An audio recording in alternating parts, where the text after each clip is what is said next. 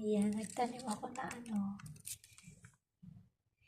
na siya siguro, 3 weeks. 3 weeks na siya, ang dami na niya Ayan pa yung tinanim ko, baka na 1 week. May na rin siya dahon. Thank you. Ayan ay. Nana yata uli. Nana. Gusto ko habag Nana. Mas masarap din. Nana. Aking mga halaman. Ayan. Mamaya na din delete.